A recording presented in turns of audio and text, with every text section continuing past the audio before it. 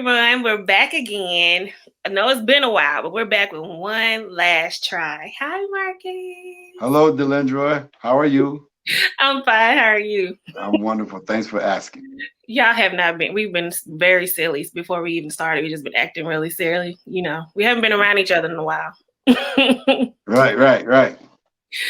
And when I told Marcus what the episode was going to be about, oh, he just could have, like, he's ready to just go in.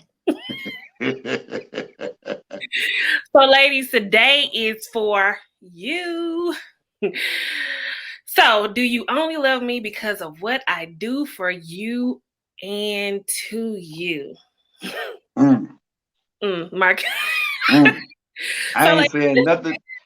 we gotta even let him say that from the beginning. I will wait. No. So this is my day. So this is the day that I wrote about. And the scripture for today, because let's get some God into this, because I know a lot of your minds are probably in the gutter, you know, and just because we're ministers doesn't mean we don't act silly and our mind doesn't go in wrong places too. So, hey, Right. We just have to let y'all know we're people too. But the scripture is Mark 6:31 and 32. Then, because of so many people were coming and going that they did not even have a chance to eat, he said to them, "Come with me by yourselves to a quiet place and get some rest." So they went away by themselves in a boat to a solitary place. Now you're saying, what does this have to do with today? Well, you're going to find out. So, Marcus, when I wrote this, I was like, this is how I feel about relationships when it comes to me. I feel like I'm never in a quiet place. I'm never in a peaceful place. I'm never in a place where it's about Delendra, because I'm always making it about the person I'm dating or the men I were married to. And it seems like the love I receive is only shown back because of what I do or what I do to them. We already know the to them part. Right. Also means sexually. That comes with marriage, you know. So I feel like I'm always, and I think you and I talked about this because I actually said this in the book. So, ladies and gentlemen, don't forget to get the book so you can kind of follow along with us and you can help yourselves and your marriage and relationships. And even if you are not in a relationship right now, trust me, you really need to know these things. Right. Like, you and I were talking, and I kept saying, Marcus, what is wrong with me? Like, I think you got to the point you was like, D, there's nothing wrong with you. And I was like, yes, it's something wrong with me. And you told me that I was a nurturer. And we had a really long discussion about that, because people that are nurturers tend to give more to people around them than they give to themselves, to the point where sometimes they might lose themselves or they might physically get no rest at all. They get physically just drained and mentally drained and all of that. So that's what this episode is about. This is what this day is about, because I was that person. Like I actually said in the book. First, I want to thank my co-writer, which is Bishop Marcus Hill, for helping me to realize my major problem. And that was that I was a nurturer. And the funny thing about it was when my second marriage, and we've discussed my second marriage, I was complaining to my in-laws and my sister-in-laws about how it seemed like I was doing everything. And I was tired of doing everything. And it seemed like the only time I can get him to do anything was if I did everything. And I was told that if they didn't do it, I should do it. Oh. Yeah. Okay. I'm following you. And I feel like that's something that a lot of people go through in relationships. Not even just women, but men. You're with a person who takes advantage of who you are. People can see who you are. And some people actually seek out people who are nurturers. People seek out those people so they don't have to do much. I've noticed that. I've seen people with people that will be the provider, the giver, the person who will take the less. They will seek out people like that. So, I mean, like, it's hard being that person. And it's hard to be a strong person in a relationship who has to do that, especially for a long period of time. So what do you think a nurturer should do in that kind of relationship? Well, thanks for asking me. But, if a person is a nurturer, they like to cultivate. They like to make sure that the relationship has that balance, that harmony, and that's important in any relationship. However, sometimes when you feel like you're always giving and you're always the one to bend, the flex, and to compromise and accommodate. After a while, you get worn out. So you're still in love with the person, you're still loving the person, but you're loving them through frustration.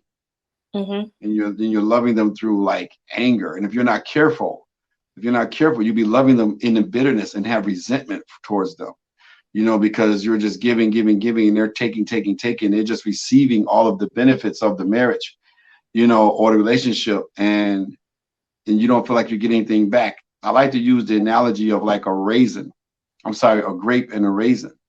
So if you got a grape that's being squeezed out, the container is getting all the juice, right? But then the grape is being shriveled up. Oh my God. It's still good. It's still good for you, right? Is it good to you anymore? You know what I mean? Or so and now you got the container has all the juice, and once it empties it out, there's nothing left.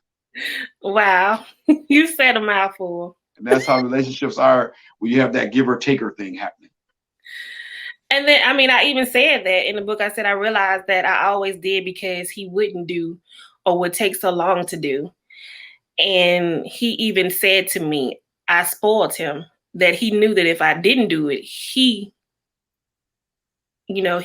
I would do it for him. So, wow, he was squeezing me.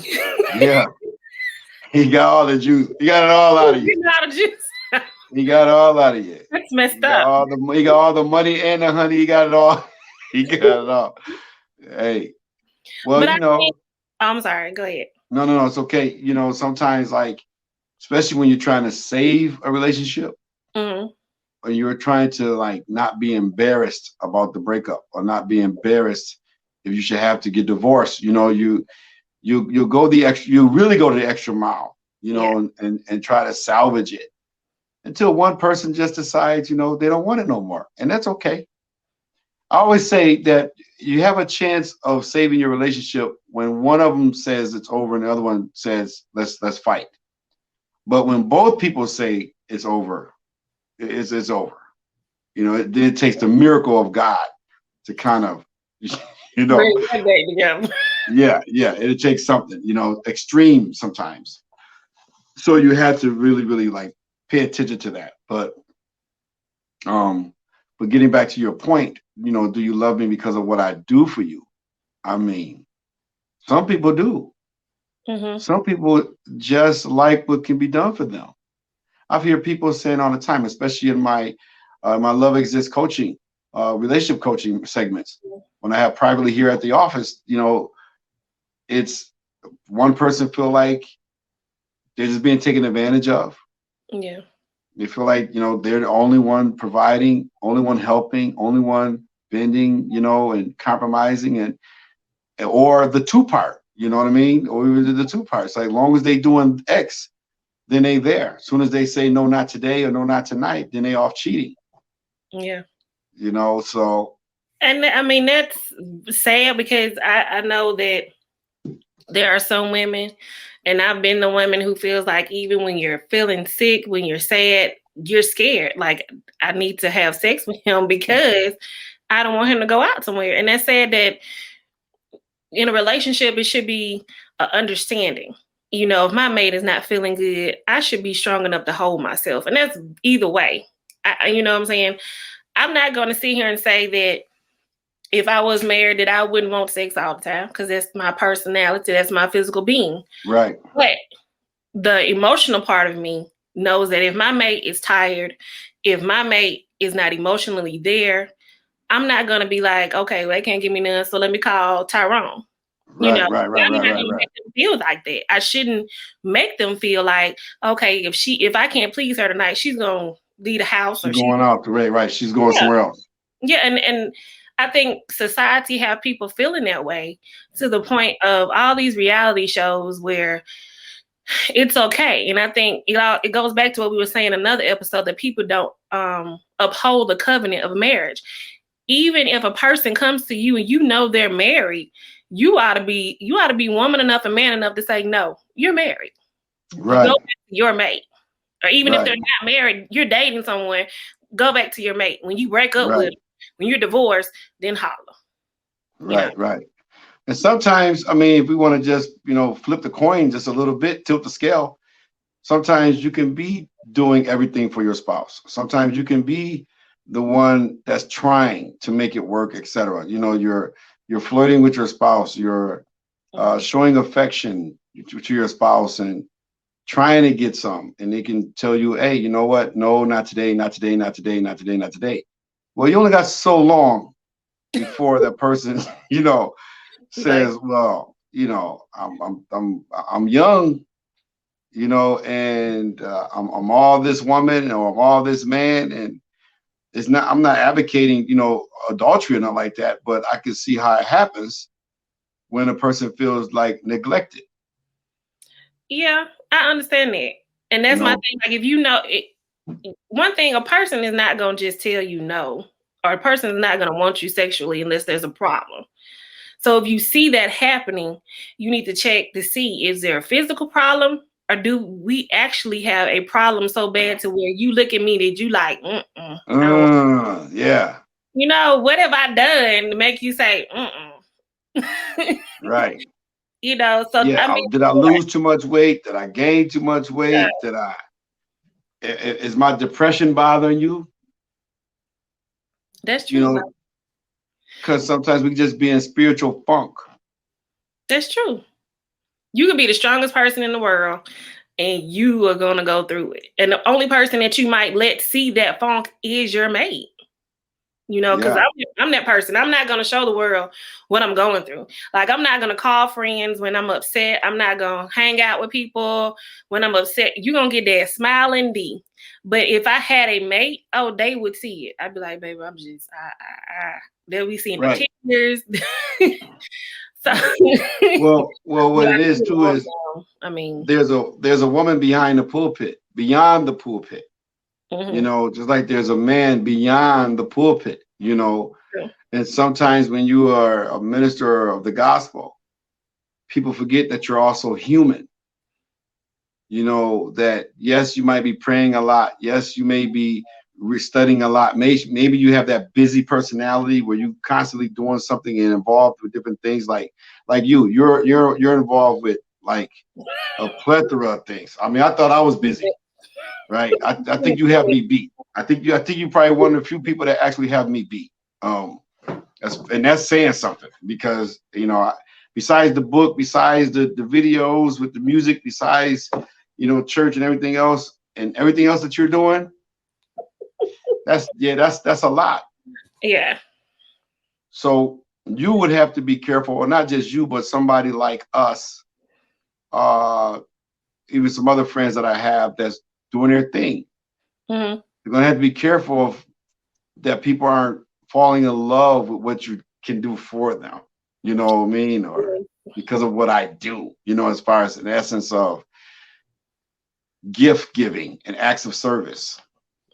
And not only that, you have to be careful of friends who are around you for that. Because, and I even say in the book, we have to realize that we can't allow too many people, the wrong people in our lives, because they're people, we attract people, nurture people, and most ministers are nurturers. We have to be nurturers in order to be able to help people, to understand what they're going through. So it's not just women who are nurturers. There are men who are nurturers and Right. understand the whole concept of what I need to do to love people. So I think, we talked about this before, where we have to know who we are first before we even get into a relationship. Because if you marry the wrong person and you're that nurturer, even if you're dating or friends with the wrong people, it's going to wear you out. It's going to take you down. Yeah, you have to be very, very diligent in your choices. True. You know, you got to be diligent. You got to make sure that this person really believe in things similar to how you believe.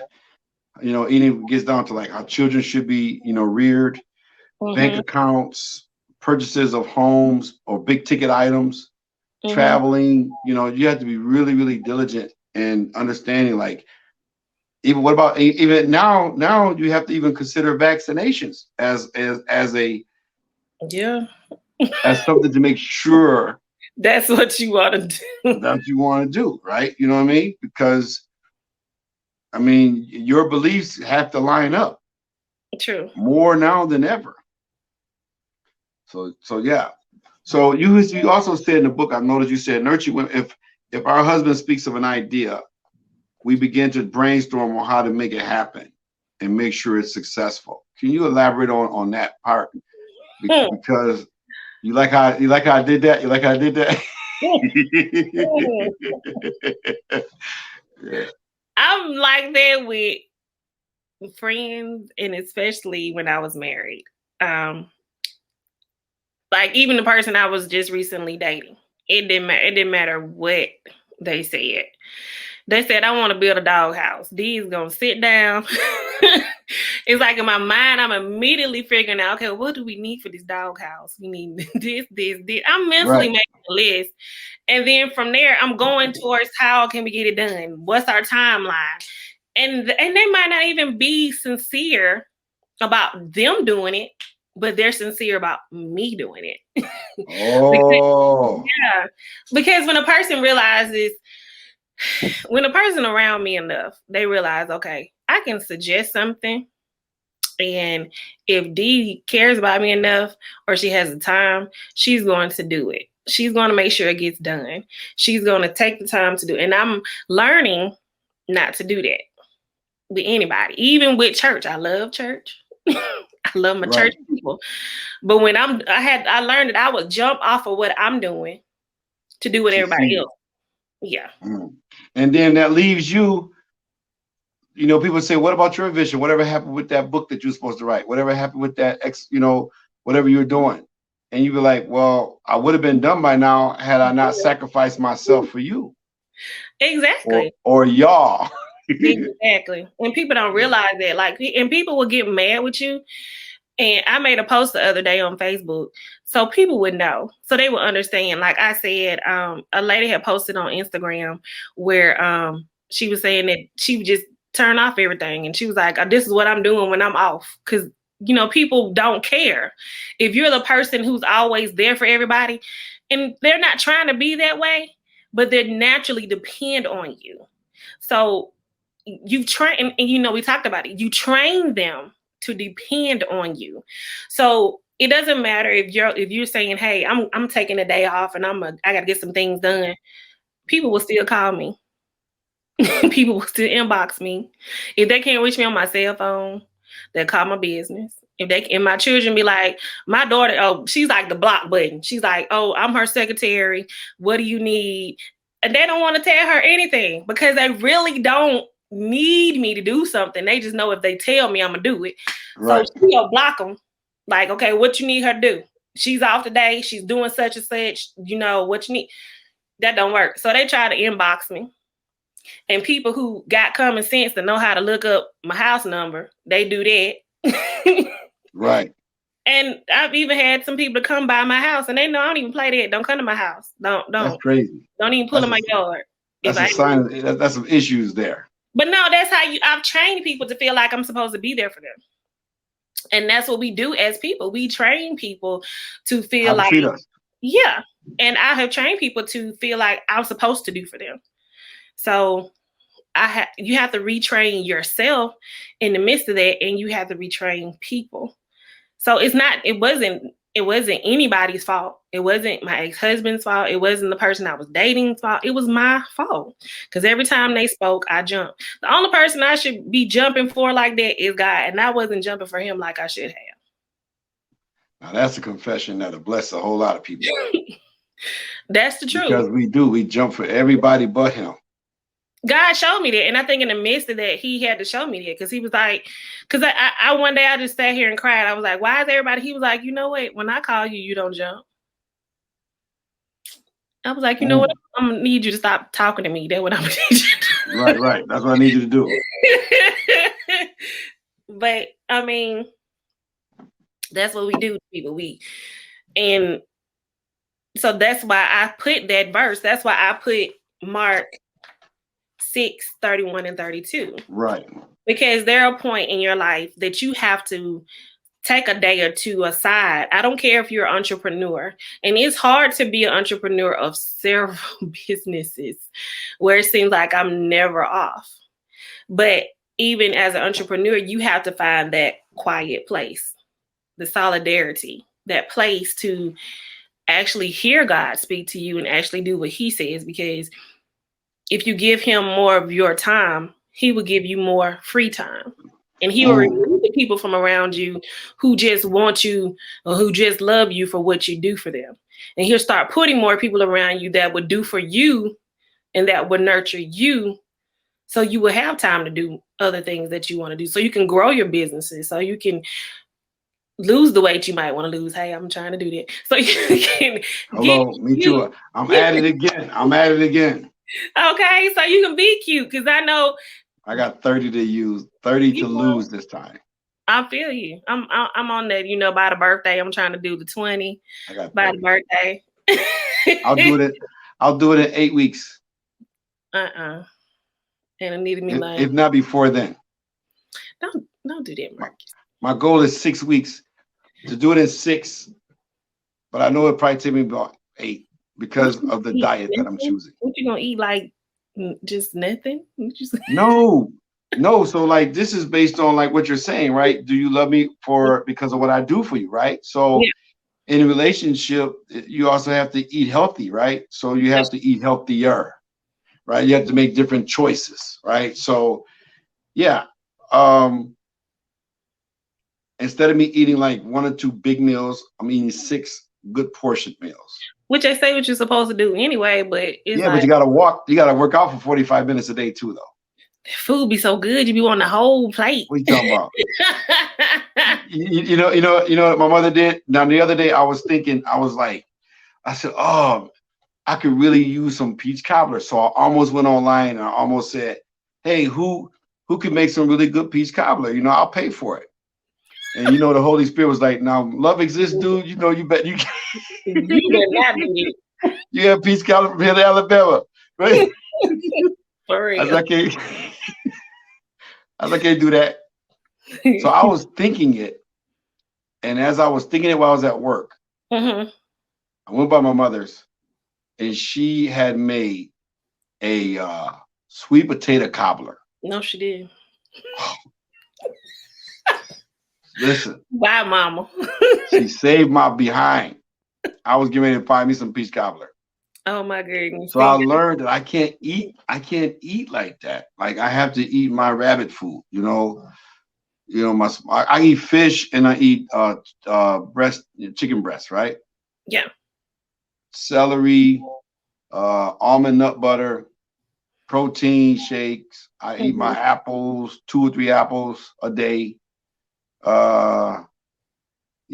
And some, like I said, fish. So I might have like a chicken for lunch and fish in the evening, spinach, kale.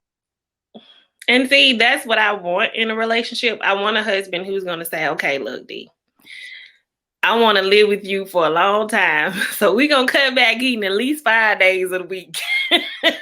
We're going to exercise together. I mean, I want somebody to think, okay, let's think, how can we be together a long time and enjoy it? Because I don't want to have to take care of my mate because they broke down. And I want them to take care of me because I'm broke down.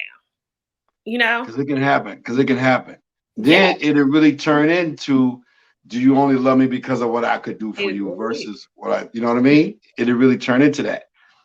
And I don't want to be a burden on anyone. And the sad thing about it is you might find somebody who loves you, not because of what you do for them, but if one of you physically go down and you have to take care of the other person, you're going to be thinking, okay, I got to sit here and take care of this person. They only love me because of this and because I'm doing it. The devil got a slick way of making you think very simple, you know. So, I mean, having good health and making sure that you're eating right and exercising is a part of a relationship. Like we think it's not, but it is, because I want to enjoy my mate. I want Hello. to. Listen, like I said, I'm 50 now. If I only got 25 years left, I want to make sure that the next 25 is healthy, strong, and Exactly. and prosperous in every area of my life. Like I see some 70-year-olds that are just walking around like they still 50 and 40. Because they kept their body moving. Exactly. That's what I want to do, So right. So that's even health wise. That's a part of health wise, finding that quiet place, because you have to have the mental health, and then you have to give your body time to rest. Because if you don't, you're gonna lose your mind. You're gonna and it's gonna be a point where your body is gonna make you break down. Right. Even if you feel like you're strong enough to deal with it, where you can do everything for everybody, if your body is telling you to sit down, it's gonna make you sit down. It's gonna make you sit down. So in the book, you had asked a question, or you made a statement. You said something to the fact of marriage is a partnership, right? And you were saying in a sense of like a woman allowing her man to nurture her as well, right? Mm-hmm. What are some ways that a man could nurture his wife or his spouse? Well, I'm glad you asked that question. I thought you would be glad. I'm gonna say this in reference to myself. Do the things I do for you. Like if you come in the house before I do, then start dinner. Greet me when I'm coming through the door. Make me seem important. Have my bath water ran. If I'm talking on the phone, say I'm on my way home, boo. Then when I get home, have my bath water ran. Give me a bath. Like you can get in the tub with me and give me a bath, or you can stand outside the tub. Ain't nobody getting no tub with nobody all funky. They've been outside all day. All Don't do it. Yeah. I was just messing. I hear you. You know what I'm saying? Massage my feet or rub my back, whatever it might be. And I mean, you might be physically tired too. So if you're physically tired, that's an understanding. But when take those days off and be like, okay, these days are going to be geared toward loving my spouse, nurturing myself, and giving back to my family. So and you have to keep it lit, like you said. Yeah, do something spontaneous. Like, I might be at work. Send me a note or a text at work. Like, you can have a messenger send me a note saying, when you get home, girl, this is what I'm gonna do. I'll be like, right. We're closing early today, people. Right. And that's one thing I think people don't think about. Spontaneity. You might be the most boringest person in the world, and your mate might be the most funnest person. But you got to learn to find balance. You have to give, if you're going to be with someone and you know they're the opposite of you, like they always say opposites attract. Well, also opposites can be pure hell. Right. Pure hell, because if you're quiet into yourself and then I'm always wanting to be around people, it could be pure hell for either one of us. So you have to find a balance. If you are not spontaneous, okay, ask a friend, what can I do for my mate? Or look it up online. There's so much stuff you can Google online that can enhance the relationship. So there's a lot of things you can do. Exactly. There are people who are in wheelchairs, seriously, who are like quadriplegics or paraplegics, and they are having the best marriages. Exactly. Because they are creative in how they do what they do. I had a family member. My auntie was married to my uncle. He was a quadriplegic, but they were married for years. Oh boy. Years. Yeah. So, I mean, you just have to find,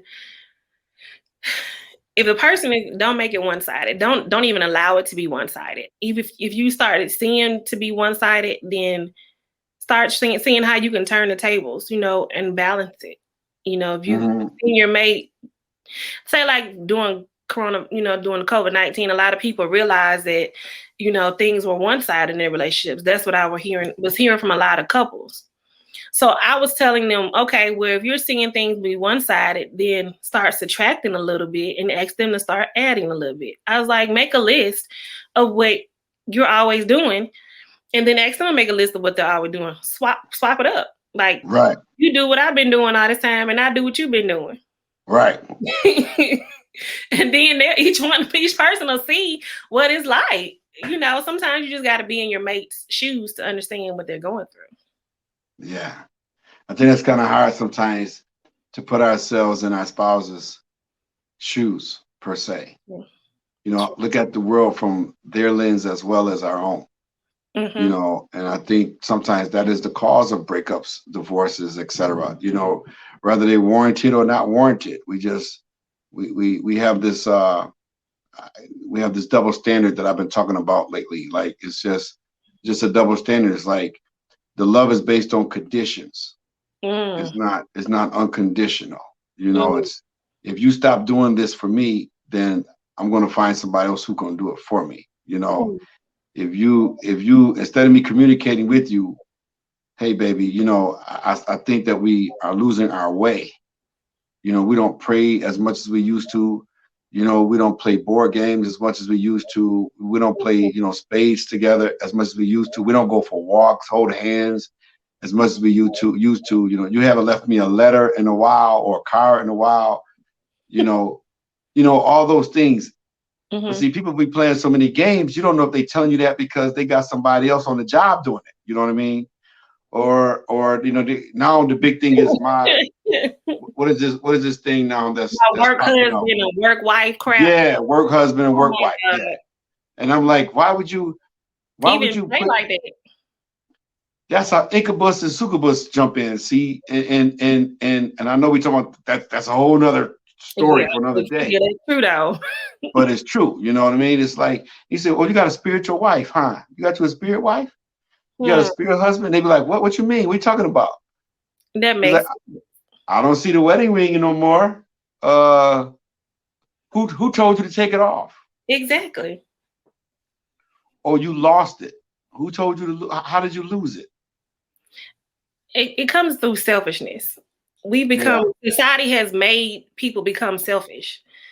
Right. And we have to get back to, when our parents used to tell us, you have to share with each other, with your siblings and everybody at school. And like, if you came to school with a snack, you had to bring a snack for everybody.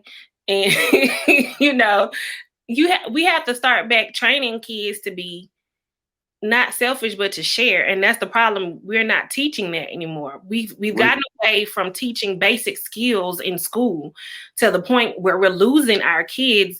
And then they're growing into adults and they're losing the whole concept of communication, of sharing, of kindness. Mm-hmm. Any of those things they're losing because we're not teaching those basic skills at home. And if they're not getting at home, they were getting it at school or they were getting it at church, but they're not getting them anywhere. Right. So now we have generations and generations of people who don't understand that concept. And that was the first thing we were taught in school, was to share.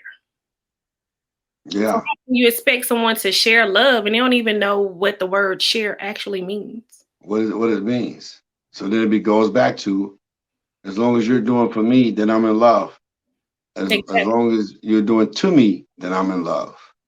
Exactly. And then, now it's to get back to our original conversation. It's back to the giver versus the receiver. Mm-hmm. And now you find yourself depleted. So what are some things you think that people can do as far as activity or whatever, like to try to help? Ask that, Marcus, because we have an activity. Our activity says, as the verse states, rest. Of course, go to your quiet place, the quiet place we told you to create at the beginning. When you hear your husband, children, friends, and etc. discuss an idea, just listen and be supportive. Encourage them, provide feedback, but don't assist. If you're free and God guides you, help, but don't take it over. Let their dreams be their dreams. So you have to learn to guide yourself. Stop doing everything for people. Retrain people. Start saying no. I need to work on my dreams. That's what I've been telling people lately. No, I'll get to it later. I have a list. Like I started making a list. And I suggest this for people, especially entrepreneurs. Make a list every day of what you have to get done that day. Not what everybody else wants you to do, but what you have to get done that day. And then when you get through with that list, if you have time to help someone else, then you do it. Now, if you if you want to No, kind of day, that's have one something day you where say you that might help others, because but that's exactly it. I got my list, right? I got my list. I got my wedding list. I got you know, I got my study times. see, If I don't have time management, the one of the great things mm-hmm, about being single mm-hmm. is I can do my time management and I can do it without having to add in the extra little piece. However, right? The companionship, Mm-hmm. right, is missing because you can build an empire, right? Mm-hmm. And don't have someone to share it with, right? And then you're all jacked up, right? You could be jacked up. You could be. I mean, but it goes back to choosing The the right. right one that won't come into your empire and tear it up. And see, when you were getting what you were saying, you was like the good thing about being single. I was sitting here thinking like, okay, yeah, that's a good thing, but I'm It's a at a bad point thing too. where, yeah, I'm at a point where I want it to be a good thing to be married. Where Together, I'm yeah. looking at my list and I'm like, let me hurry up so I can get home to my husband, or my husband's coming and we're gonna work on our stuff together. Like it's cool to have my own business, but I want to have something with my husband, and then I want him to have his own thing. Because So he that should. yeah, I can help you when I'm free with your stuff, but then we can help each other with our adventures together. And then I wanted to be the point where I'm rushing through my list to make sure I can spend time with him. That's what I'm saying. So yes, you don't have to say yes. It'd be great to say, you gotta make sure you're spending that quality time. Mm-hmm. You know what I mean with the person, other than like how many hours you put in with your work. I mean, Um, I hate to say it that way because I know you do a plethora of things, right? about 12, 14 hours a day, probably About more. 14 hours a day, right? Mm-hmm. So yeah, and my thing is after school, 8 hours Mm-hmm. teaching, I'm putting in about a good 5 hours a day Mm-hmm. after school Mm-hmm. doing Love Exists, ministry, and stock loans, right? Mm-hmm. So My grand- yeah, that's a lot. That's a lot.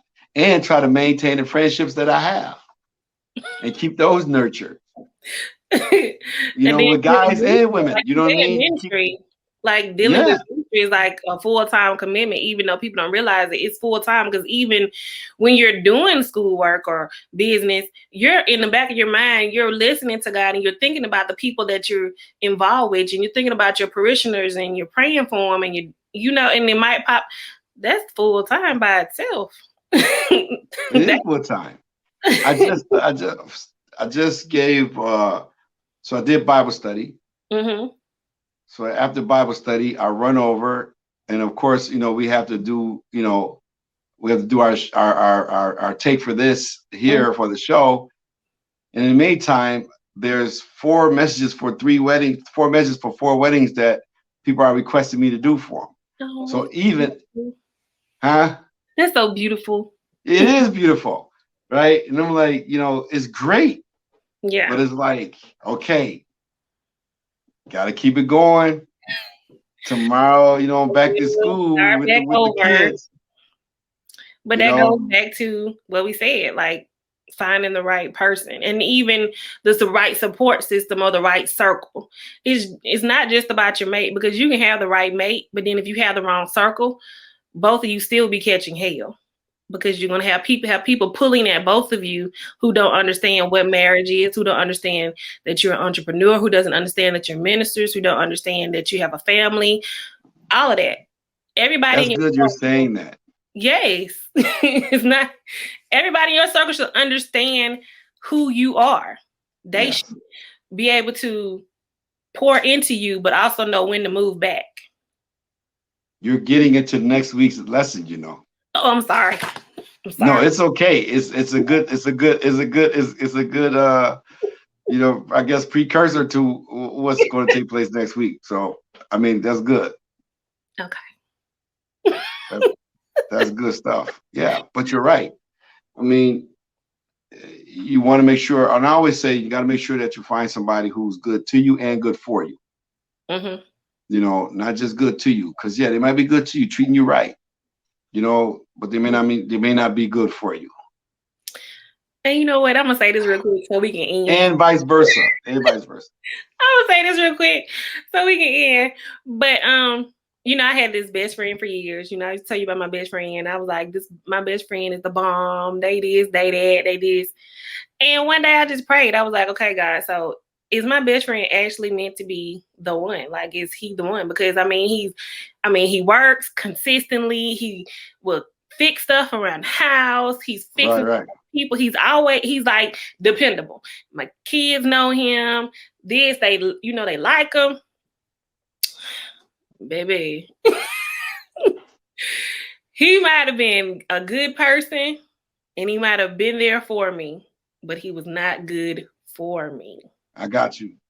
I got So, you. I mean, God will reveal stuff. God will remove the veil of what people hide. That mask, He will remove the mask Oh, the mask. that people will just show you.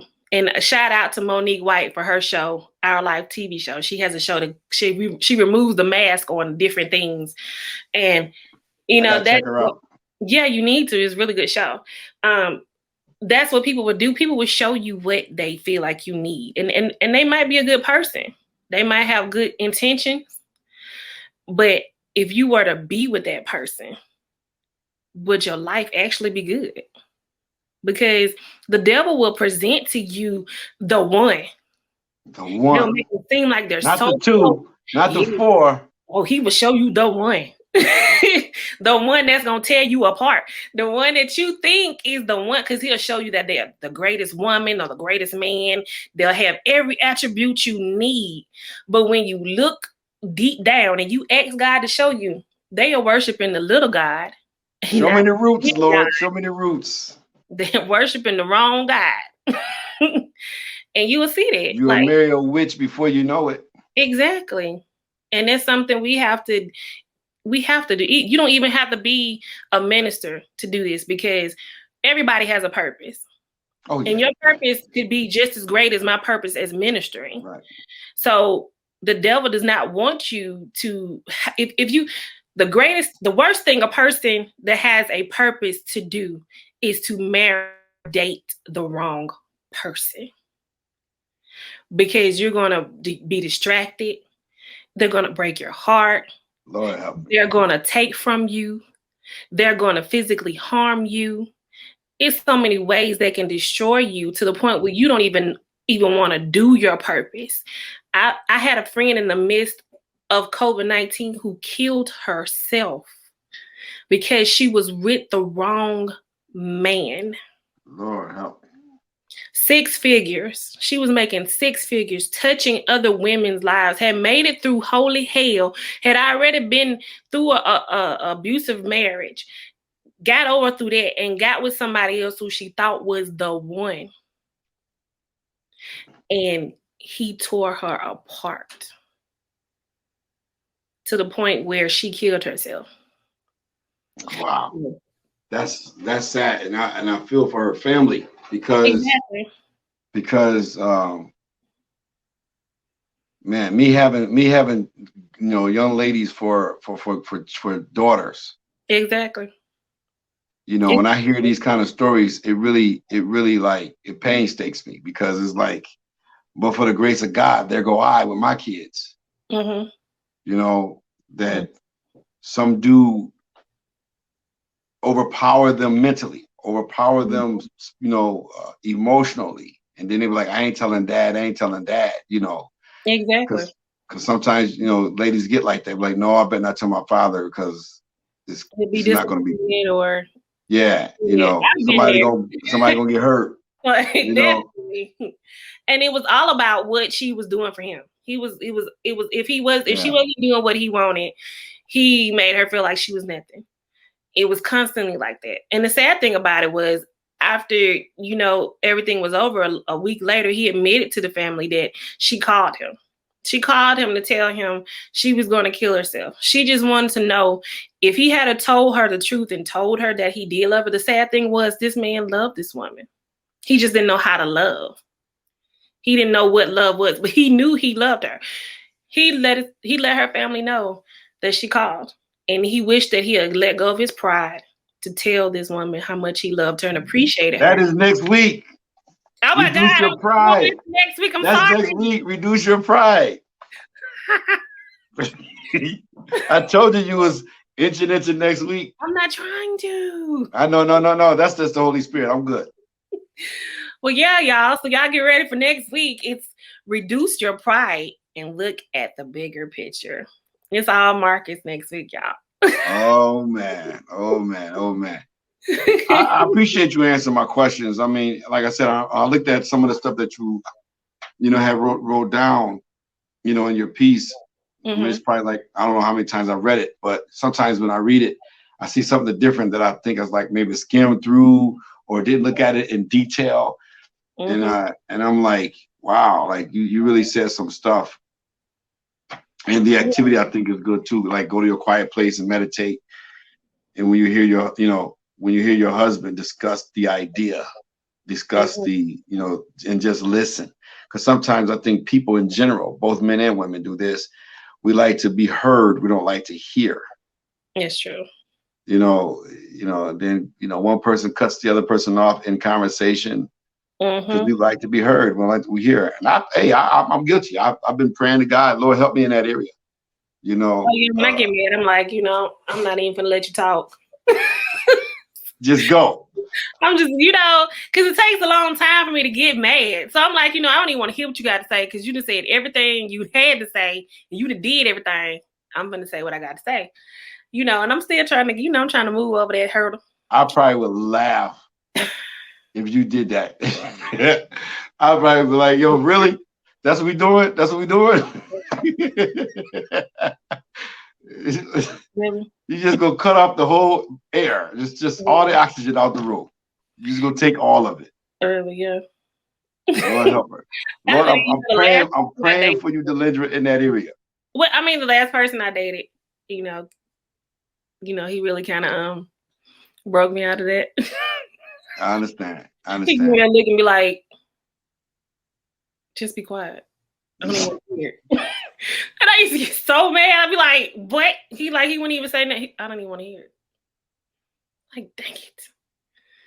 Like, he was serious. Like, he literally was not listening to me. Like, I was just wasting breath. And, I'm the type of person, I'm not going to waste energy. So I'm just like, you know what? Forget it. That's funny. That's funny. I hear you, though. Yeah. But yeah, this was good. Thank you so much again for having this discussion. I'm looking forward to the other ones that we're going to have going forward. Anybody that's get the book. One last try. Yeah. Get the book. It is something that can help you. Something that can help you and your spouse, especially if y'all going through different things. A person may or may not be helping out with the chores. A person may not be helping out with the children. It's because it's more in the book than just about, the sex stuff. You know what I mean? It's or the Mr. and Mrs. Romantico. True. This is also about, hey, take some ownership that you messed up. You neglected that woman or you neglected that man. And now, yeah, it's a divorce and that part is over, but you don't have to go into your next relationship doing some of the same things that you did before. So the question becomes, what have you learned since your last breakup or mess up? What have you learned since then? If you haven't learned anything, then you're going to repeat the cycle all over again. and again and again, and then be like, hey, what did I do wrong? So that's my 2 cents.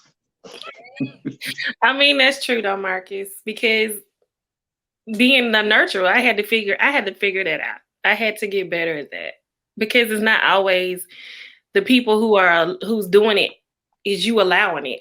I was allowing it. And you know, if everybody will pay attention, every time it's my day, I'm always like, I allowed it. There's one thing I always say. I allowed these things to happen. Because Right. you know what's going on. You know what you're doing. So we have to take ownership of what we're allowing people to do in our lives. And why are we allowing it? So And why? yeah, that's the biggest thing. Why? Because like I said, you're going to repeat it again. You're going to do it again and keep doing it. And it's not even just about relationships and marriages. It's also about friendships. As we see today, like friends will do these things to you just as much as a husband or a wife would. So Definitely. This will help you in friendships. Mm-hmm. So Marcus, I enjoyed you today. Thank you again. I enjoyed you as well. Yes. So, ladies and gentlemen, tune in next time as we talk about reduce your pride and look at the bigger picture. I think this is going to hit me in the head. So,